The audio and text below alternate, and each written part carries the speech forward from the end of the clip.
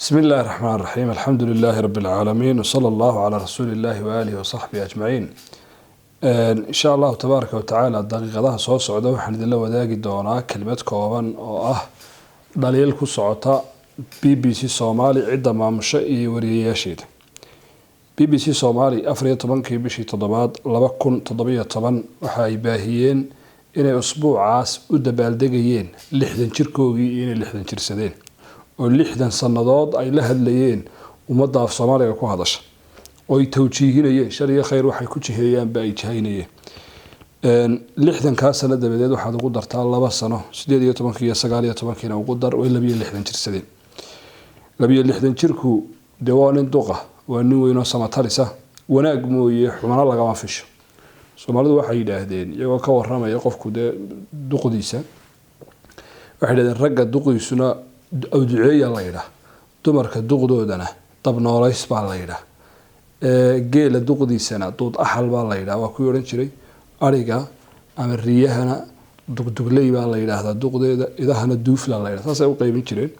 waxaan hadda uga socdaa un mahadada Soomaalida ah ee aan uga socdaa qofku markuu weynaado rag iyo dumar wuxuu yahayba manfaco iyo maslaxa mooye xumaba kama taliyo samatalis buu noqdaa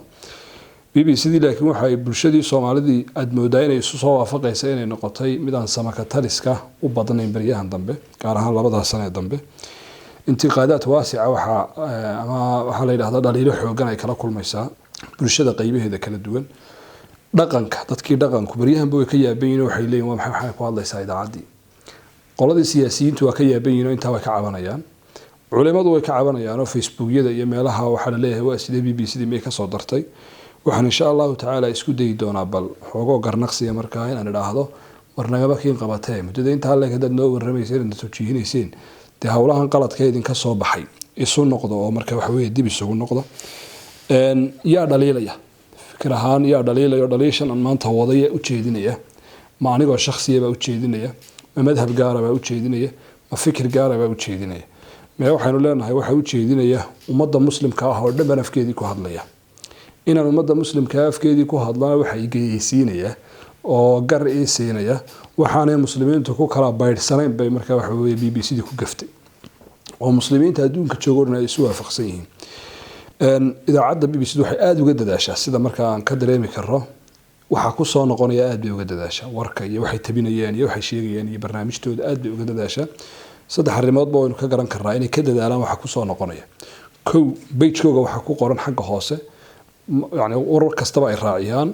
وحي صفحة يدان كبحسني نما متلو عبارة نوعاس أما أنا وشقكم ملهم BBC هدان هاي هدي ور لقى كوبيسي هدي واحد كلا الشيء أو بيج كوجا وحي كبحسن ما متلو واستلالين حوجن ووحي كوسو نقول يا إسكايل علينا وحكى الله قرن كرا حق قفك مركب ورئيسي كقاضية مدحوينه بهالنقطة هدو معلومة شيء يقول هذا قال كان ساكن دعيهم حيبة سداس أنا قوم هاي نبي ده هذا هذا كوجو قارته aad bay u isticmaalaan cibaaradaasna waxay tusinaysaa mas'uuliyadda iyaga la saari lahayn iska soo riixayaan waxa ku soo noqonaya iska hubsanayaan qodob saddexaad waa laga garan karaa xagga waqtiga aad bay u ilaaliyaan oo waqtigooda iyo barnaamijkooda wuxuu ugu nidaamsan yahay waxa ku soo noqonaya way iska ilaaliyaan iyagoo haddaba sida isaga ilaalinayo aadna ugu dadaalaya inay markasta isu muujiyaan inay yihiin niman dhexdhexaad ah oo ummadda u dhaxeeya waxaynu halkan ka leenahay waxa la arkayaa inaan dhexdhexaad ahayn oo ay dhinac ka raran tahay oo gaar ahaan arrimaha diinta iyo salaaxa ummadda ay xaq jir ka tahay waxaanu ku cadeyn karaynaa afar arrimood arrinka koowaad ummadda muslimiintu kuma kala bayrsana meel kastay joogaan iyo af kastay ku hadlaan kitaabka quraanka in la weyneeyo la ciiseeyo la barto idinkaan idin weydiinaya intaas BBC hadlaysay waligiin miyaad maqashay iyagoo aayad quraan sheegaya ama tafsiiraya ama wax ka mid ah quraan sheegaya lama maqal hadayba dhacdana قصة iyo waxay sheegayaan iyo masaajid ay ka waramayaan ay war soo qaadeen wax soo raaca mooye aayad ay u qastiyeen lama hayo xadiis nabi kaleey salaatu wasalaam muslimiintu waxay soo waafaqsan guud ahaan sunnah nabiga in la ciisiyay la barto la weyneeyo wali lagu ma hayo BBC oo laga sheegay muslimiintu waxay soo waafaqsan guud ahaan culimada islaamka in la karaameeyo la ciisiyo oo la sharfo oo wax laga barto waligood iyagoo culimo sharfayo oo ciiseynayo karaameeyo war ka sameeyo lama hayo haday dhacdana waxay markaa waxa weeye waa tabac maaha asal yani sheekh ba ama arrin ku dhacaysa ama meel xajab uu joogay wareysanayaan ama social media مثلا aad uga caan baxaya ama arrin waraba dhacaysa sheekhi bay waraysa saasoo kale tabac uu noqon karaa laakiin sheekh isaga loo qastiyaa ma jiro waxay muslimiintu isu waafaqsan yihiin in la ilaaliyo muqaddasaadka islaamiga ah iyo waxyaabaha waaweyn ee muslimiintu ay isu waafaqsan la dhowro marar badan BBC iyadoo jirjiraysa inuu arki doonaa sida markaa aan dib ka tilmaami doono isu geeyo haddana culimada islaamka iyo kitaabka quraanka iyo sunnada nabiga midna cuqdad uguma qabo oo weligeed lama arag sheekh la BBC maxaana looga soo dayn waayay limaada ilaahay baa ka kaafiyay subxaanahu wa ta'ala idaacadaha kale iyo tiifiyada iyo kale wadaadku hadduu geedkaas ka hoos fadhiistay ilaahay baa ummadda u keenayo ku anfacayo mar kaliya waxaad arkaysaa hal sheekh oo culimada lagu kalsoon yahay muslimiinta ah hal muxaadaro uu qabtaa ka views badan oo ka daawasho badan oo ka nafci badan oo dadku uga xiisa badan yahay waxa ay war daldalaysa BBC marka dabcan culimada ka culus oo kitaabka ilaahay iyo sunnada nabiga calayhi salaatu wasalaam martiba uma aha oo way ka heer sareeyaan oo ka maqaam sareeyaan waxaan muujinaynaa inaanay dhex ka ahayn arrimaha bulshada iyo bulshada inay wax ka marka wax way anfacaysa bay BBC u shaqeysaa u furan tahay arrimihii bulshada oo dhan barnaamij bay u sameysay caafimaadka barnaamij bay u sameysay technology-ga barnaamij bay u sameysay ciyaaraha barnaamij bay u sameysay dhaqaalaha barnaamij bay u sameysay diinta maxay barnaamij ugu sameyn weyn iyagu kay doonaan baha soo xushaan ee siyaasaadkooga waafaqaya bal wax diina un maxaa looga maqli waayay si kooban baad iigu jawaabaysaa waxaad leedahay idaacad waa idaacad ingiriis oo shaqo kuma laha arrimaha diinta iyo howlahaas dib bay isaga yar dhigtaa noo fiicnaan lahayda hadday sidaasun kaga dhabaynayaan oo arrimaha diinta waxna noo sharfina ay nabadgelinayaan oo diintu ay ka nabad helayso ma idin samaynine BBC dio oodaheedii wadataa dagaal bay ku soo qaaday arrimo waaweyn oo muqaddasaadka shareecada kamida sabab allaaliye sabab ku kalifaysana aan la garan karin iyagana la hordhigayo bal arrimaha noocani halis baabay dhali karaan oo culimada islaamku sida sheegeen wax gaalnimo dhali kare iyagaaba lagu soo celinaya qolaha waxay yidhaahdeen dadka commentiyada waxa ka bixiya ururta nimanka BBC ka shaqeeya ama muslimiinba iyaga dib loo weydiinaya su'aasha lagu celinaya marka aynu eegno waxyaabaha ay soo nashriyaan inagoo baryaha ka yaabano 60 jirkii ay dhaafto inuu leenahay odayowday idaacadii warbay nagu soo kadisayba BBC-dii warka ay nagu soo kadisay waxa weeye sida nooga sugeynay way duqowday wax fiican bay sheegi doontaa uma waxay tiri ragga gar kale war naxdin laanu idin hayna oo maxay warka naxdintani waa daraasad lagu sameeyay bay yiraahdeen wadanka Switzerland oo laga qaaday 38 nin oo gar leh dabeeta 18 nin ee gar kale garkoogii baa ka jeermis badtay 30kii ay dhogortoodii saaraa waxay isu sawirayaan nin garweyniye ay markaa isoloolayo dhogortiisii biyo ka daadinayo wax lamida waxa soo baxday bay yiraahdeen sirta wasakhda ama sirta wasakhaysan ee garka ragga ah soo baxday ma la gaaray xilligii garka la iska nadiifin lahaa oo la iska xiiri lahaa marka nin bay soo dhigayaan garka iska xiiray oo ay ku muujinayaan garka wasakhaysan inuu yahay sida loo xiiro arinta noocaas ah halista ay leedahay waa la garan karaa waa sunnihii nabiga calayhi salaatu wasalaam garku waa wuxuu nabigu amar ku bixiyay calayhi salaatu wasalaam inay raggu daystaan waa wax nabiyadii ilaahay oo dhan ay lahaan jireen sida quraanka ku sugan qaala ya ibna umma la ta'khudh bi lihyati wala bi ra'si waa waxay Aisha leedahay walladii zayyana ar-rijaala bil liha ilaahay baan ku dhaartay ragga garka ku qurxiyay garku sharafkaas iyo qiimahaas diinteena ku leeyahay halkan laguma soo koobi karo guud ahaan muslimiintu waxay soo waafaqsan yihiin inuu yahay sunnihii nabiga la daystana calayhi salaatu wassalaam hadaba miyaanay ogeyn marka ay sidaas leeyihiin jismul insaan qofka bani aadamka jirkiisa bakteeriya farabadan inay saaran tahay markiisa horeba oo ay culimada qaar kood oo saynisyahani ka cabireen inuu jirka bani aadamku yahay masracatu jaraathim waxa weeye waa beer dhan oo jeermis qofka bani aadamka ah qaar kood waxay ka cabireen imbratoriya waa boqortooyo dhan oo jeermis qaar kood waxay ka cabireen saynisyahanada in halka unug ee jirka bani aadamka ah uu qaabilayo 10 unug oo bakteeriya ah laanteed bahashan ilaahay jirka ku beeray iyo sida ilaahay ugu beeray laanteed noloshuba inaanay suuro galin talo miyaanay ogeyn dhanka kale maxay noola wadaagi waayeen maqaalo laga qoray cilmi baarisyo laga sameeyay dadka garka iyaguna iska xiira iyo dhibaatooyinka iyo jeermisiyada faraha badan leh ay ku keento bal kuwaas ka dhibaato badan oo jeermisiyada ay ku keentana yani laga sameeyay qoraallo iyo warbixino cajaa'ib ah oo qofkii raadsada uu heli karo kuwa maxay noola wadaagi waayeen maxaa ku saliday inay sunnaha nabiga ee ummadda muslimka ah sida loo weyneeyo iyagu sida u fudeedsada waxa laabta qaboojinaya laakiin oo runtii aad ula dhacay dhalinyarada tacliiq ka bixinaya commentiga bartooda Facebook markay ku soo baahiyeen dhalinyartu waxa ay ku afuufeen dab naara bay ku afuufeen holac bay ku sii daayeen wixii ay soo dhigeen BBC waxaan islahaa way waantoobiyo arrimaha dabal way ka joogsanay arrimaha diinta iyo faragelinteeda haddana waxay soo bandhigeen mashruuc kale oo la yiraahdo tatbiic in la isdhexgeliyo diimaha iyo afkaarta kala duwan ayaa haddana aad moodaa in baryahan olole xoogan ku hayaan shantii bishii labaad 2019 waxay soo geliyeen maqaal ay ka sheekeynayaan Sheekh Ahmed Al-Tayyib Sheekh Azhar iyo ninkii markaa Vaticanka iyo qolada u tirinay baabahooga ahaa oo kulmay oo dadka la hadlay waxyaabo badan bay sheegayaan inay masiixiyiinta iyo muslimku wada noolaadaan inay dadku markaa wax weeye cayn ka noqdaan waxyaabo fara badan bay ayaabay sheegayaan oo hawsha ku saabsan isla muddo yar kadib haddana bishii saddexaad 12keedii 2019 isla sanadka waxay haddana soo baahiyeen warbixin ku saabsan nin imaam ah oo u dhashay dalka Gaana oo magaciisa la yiraahdo Sheekh Uthman Sharabutu ninkaasi waxa uu jiray bay yiraahdeen 100 sanadood buu jiray nin imaam oo sheekha wuxuu tagay markaa kaniisad buu tagay oo xaflad iyo wax kaga qayb galay markaa ninkii diintiisa u yaqaanay odayga ahaa waa kaasoo ummadii kale uu iska dhex tagayay dadkana wuxuu ugu baaqay amaan iyo nabadgelyo oo hawl noocaas oo tatbiic ah oo halisteeda leh oo in diimaha la isdhex geliyo oo yani markaa waxa aan waxba islaam iyo masiixi iyo yahuudi iyo buudi iyo waxan wax ku kala duwan lama arkay aayar oo wada noolaada afkaarta oranaysa ayaabad moodaa si tadban inay dadkii ugu sharaxayaan ama ay ugu sahlayaan annagu waxaanu haysanaa ilaahay oo noo sheegay tabaaraka wa tacaala fi alqur'aan alkariim walan tarda anka alyahuudu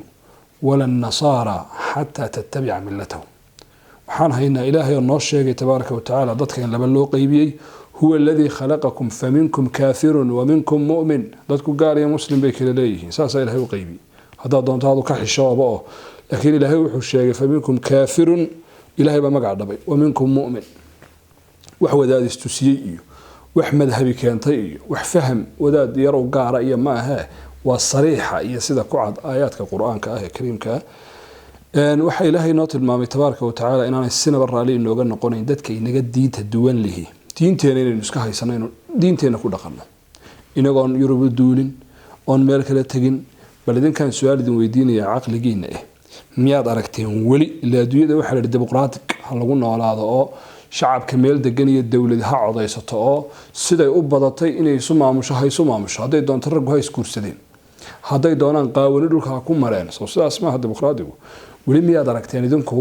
dad raalli ku noqday waranagu islaamka isku xukumayna dimuqraadiyadeedu waa saas boqolkiiba 90 waxaan u codaynay kitaabka ilaahayna lagu xukumo idinka dhibeen miyay deynayaan markiiba reer galbeedku qayla lagaga tolaya halka hala weeraro oo sawirka dadka u ogolaa in isqaawiyaan oo ogolaa in rag iskuursado oo ogolaa in dumarku iskuursado maxaad ugu diidaysaan xorriyadooda iyaguna inay mumaaraseeyaan xaq miyaan ay lahayn wixii xorriyadooda iyaguna inay qaataan diintooda noloshooda kala aayaadka quraanka markastoo casrigu sii fogaado tafsiirkeeda waaqicaynu ku arkaynaa oo ah inaanay raalli inooga noqonaynin oo aanay inagu nabad gelinaynin dooqeena iyo diinteena iyo sidaynu doonno inaynu marka ugu dhaqanno arinta saddexaad oo marka halista badan la doonayo la dul istaago BBC Soomaalina ay soo baahisay waxa ay soo baahiyeen 30kii bishii afraad 2015 waxay soo baahiyeen arrin ay kaga hadlayaan cinwaan ah guurka dhowrka xaas oo halis caafimaad leh haddana muddo yar kadib 26kii bishii saddexaad 2020 ayaa waxay soo daayeen 5 sano kadib waxay soo daayeen haddana isla maqaalkaas oo kala waliba kii hore ka sii yar macaaneeyeenoo kan waxay dhex dhigeen wiil iyo gabadh bay dhex dhigeen halkana gabadhii baa gabyaysa halkana inan baa gabyaya gabadha waxay siiyeen 2 jeer xagga inanka ay ka siiyeen hal mar inanka waxay kaga soo hoos qabteen fiidiyoga geed hoosti xagga inanta ay kaga soo hoos qabteen meel wanaagsan isku markaa waxa weeye waa waxa la yiraahdaa shakliyaad oo qofka qaabkiisa iyo sida uu wax u jeedinayo iyo culimadu ay yiraahdaan 2 qof markaad u garnaqayso waxa laga simaa majliska meesha fadhiisanayaan sida aad u eegayso ereyga aad kula hadlayso inta baa laga simaa labadina dood u qabanayso oo midna dhulka fadhiisay midna istaajisay waligood doodoodu sax noqon mayso taasay haddana keeneen iyaduna de waxay si toos ah uga hor imanaysaa in la yiraahdo xaas wax ka badan in la guursado caafimaadka ay halis ku tahay toos waxay uga hor imanaysaa qowlullaahi ta'ala wa in khiftum alla tuqsitu fil yatama fankihu ma taaba lakum min an-nisaa mathna wa thulatha wa ruba' ilaahay baa tilmaamay tabaaraka wa tacaala ciddii awoodi karaysa inay guursato dumarka 2 3 iyo 4 ba inay guursato maxaa la raaciyay fa in khiftum alla ta'dilu fa wahidatan aw ma malakat aymanukum dhibaatooyinka bulshadu ay sharxaan oo yiraahdaan ninkii 2 3 guursada sidan u yeelaya sidan dhibaatooyinka ay tirinayaan waa tan ilaahay tabaaraka wa tacaala tilmaamay oo ah qofku haddii aan u cadli samayn karaynin xaasas badan nafaqadoodii noloshoodii kale ku lahaayeen xuquuqdii awlaadiisu ay ku lahayd haddaan u cadaalad samaynin ilaahay baa bale subxaanahu wa tacaala iska dah si kale markaan u dhigno ninku gabadh kaliya markuu guursanayo waa guur bilaa hadal ah shuruudii guuri asalkii unbaa laga doonaya marka laakiin uu doono inuu kordhiyo dabcan shuruud baa sharcigu u dhigaya ninkii shuruuddaa laga helay 2 iyo 3 ba inuu guursado madaraasadan idin tustay unbaad aragteen in dhibaato iyo wadna xanuun baa laga helayaa mise waxaad ay muhiim tahay iyadana inaad raadisaan daraasado kale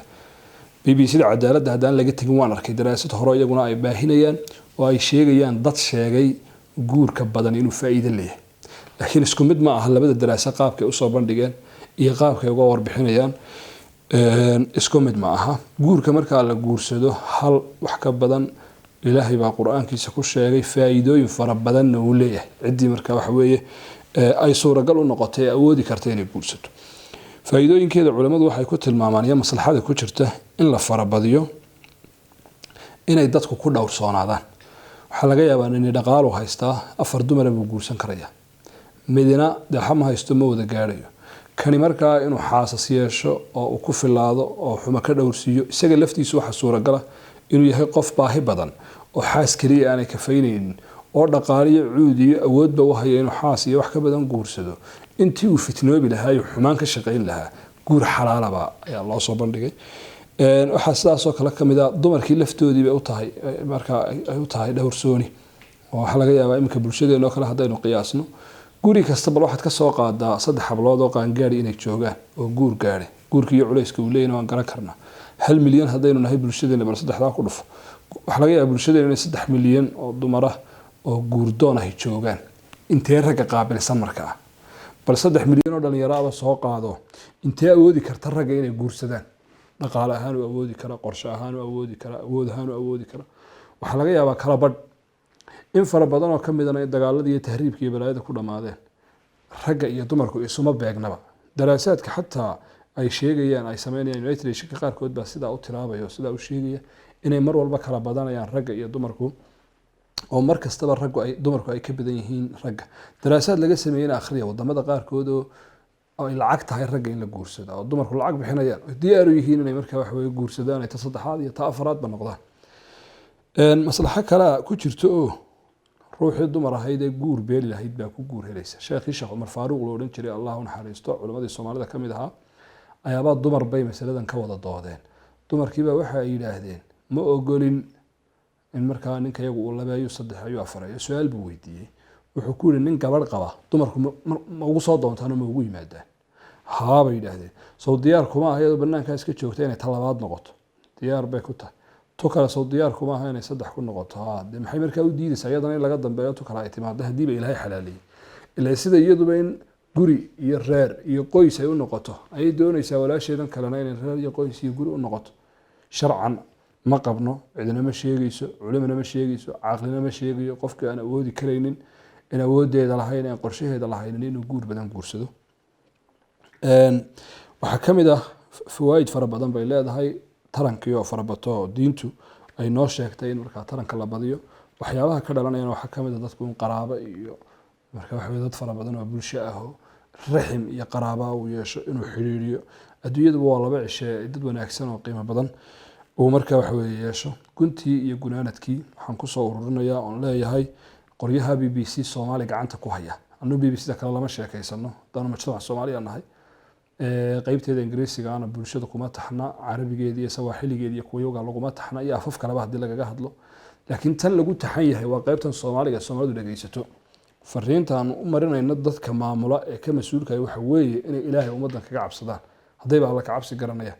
oo ka ilaaliyaan fariimahan halista leh ee diintooda iyo dhaqankooda iyo luqadooda iyo waxoodiiba wax yeelaya ay ka ilaaliyaan maqaalada soo gelinayaan iyo waxa ay sheegayaan inay iska ilaaliyaan iyaga lafahooda u dambaabay li yaxmilu awsaarahum كاملة يوم القيامة ومن أوزار الذين يضلونهم بغير علم سيدة إلهي تبارك وتعالى لابطن موضة قاضي كران دنبي لفوده وقليان يوم ذاك لي دنباجنيان دنبي جوده موضة حنبالي كرانه إن لفوده وطلاني إسكده يعني الله كعب صدا سيدا صان ولا ليال إدين سو جيديننا إدين كنا ساحيننا إن هدا ديدان أو إن إلهي تبارك وتعالى كعلي سيسان دتك رالي جدنتي سمو يقر شكل بعد ويدان أرنت النوع عسي عاقبة حمو أي الدنيا آخرة بيدن كيرانيس آخرنا دا إلهي بأوك سبحانه الدنيا دنا dadka diintan iyo muqadasaadkan iyo shareecadan iyo dhaqankan ilaashanaydan kala baxayn nin ragiina waxa la yiri walaalo wuxuu kaga san yahay lawaa in dadka diintoodii weerarto oo dhaqankooda weerarto oo dhaga adeegto waxay keenaysaa hadhow in la isweydiiyo BBC xaga ka dhacdo taasay keeni doontaa anigu shakhsi baan ahay nasteexan idin jeedinaya dawladna ma yihiin xiri karaysa urur idin weerari karayna ma yihiin badahaasina dee badahaygiiba ma aha laakiin waxaan ahay shakhsi idin soo jeedinaya haddii aad wax naseexo aa maqlaysaan dadka inaad u ilaalisaan diintooda iyo dhaqankooda hawlihiina iyo warkiina sheegta tafsiirna soo daaya idinma lihin axaadiis soo daaya idinma lihin maba awoodi karaysaan waa fiicnaan lahayd qorshihiinaan ahayn nidaamkiinaan ahayn idaacyaha iyaga kalena deeqe idinkuna dib isugu noqdo oo dadka u nabadgeliya dhaqankooda diintooda akhlaaqdooda wanaagsan waxaan rajaynayaa masiirka iyo qaabka aad u socotaan inaad wax ka bedeshaan oo ilaahay idin waafajiyo aad iyo aad baad u mahadsantihiin. Assalaamu calaykum waraxmatullaahi wabarakaatu.